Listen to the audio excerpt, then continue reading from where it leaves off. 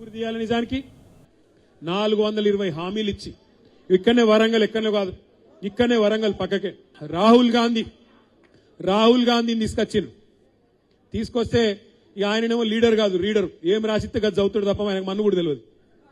కాగితం మీద ఏం రాసిస్తే కూడా చదువుతాడు పీకుతాడు టీవీలలో వార్తలు చదువుతారు చూడు గట్లా ఏదో రాయంగానే చదవాలి పోవాలి ఏం ఎరకలేదు ఆయనకు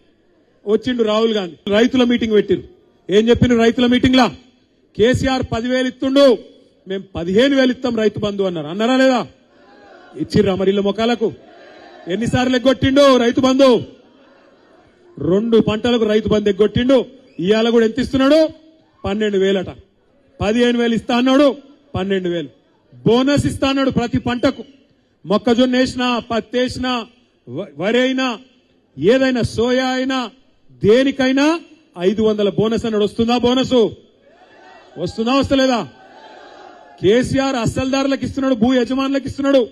నేను కౌలుదారులకు కూడా ఇస్తా కౌలు రైతులకు కూడా ఇస్తా అన్నాడు రైతు బంధు పడుతుందా కౌలుదారులకు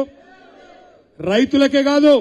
రైతు కూలీలకు ఇస్తా నెలకు 1,000 రూపాయలు ఇస్తా అన్నాడు 25 నెలలు అయిపోయా వచ్చినా 25,000 మరి ఎవరిని ఊరి తీయాలి రేవంత్ రెడ్డిని కాదు రేవంత్ రెడ్డిని చాలా చేయాలి గాని రేవంత్ రెడ్డి లాగుల తొండలు ఇడిచి పెడదాం తర్వాత గాని ఊరి తీయాల్సింది రాహుల్ గాంధీ అనే హౌలగాన్ని ఈ హౌలగాన్ని మన మీద రుద్దినా ఆ హౌలగాన్ని ఊరి తీయాలి ఇక్కడ వరంగల్కి వచ్చి అబద్దాలాడి రైతులను 70 లక్షల మంది రైతులను మోసం చేసిండు రాహుల్ గాంధీ గా హౌలగాన్ని ఊరి తీయాలి నడి బజార్లా ఇదే రాహుల్ గాంధీ హైదరాబాద్ లో అశోక్ నగర్కి పోయిండు అక్కడ పోయి డైలాగులు కొట్టి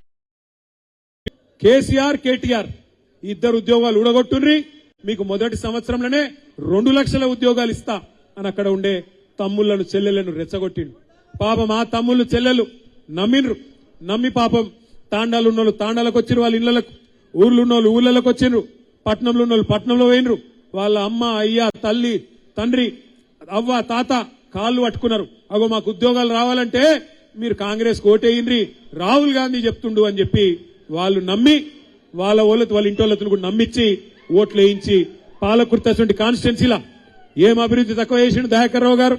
పాలకుర్తి లాంటి కాన్స్టిట్యున్సీలో కూడా 7 సార్లు గెలిచిన కాన్స్టిట్యున్సీలో కూడా ఈ దొంగ మాటలతో 2 లక్షల ఉద్యోగాలను నమ్మించి ఆ పిల్లగాళ్ళని రెచ్చగొట్టి ఇదే రాహుల్ గాంధీ అనే హౌలగాడు అశోక్ నగర్కి వచ్చి ఆ రోజు వాగ్దానం చేస్తే ఆ పిల్లలు కూడా నమ్మి మోసపోయి ఈ రోజు ఓట్లేసి బాధపడతా ఉన్నారు ఎవరిని తీయాలి ఊరి మరి 2 లక్షల ఉద్యోగాలని చెప్పి మోసం చేసిన రాహుల్ గాంధీని ఉరి తీయద్దా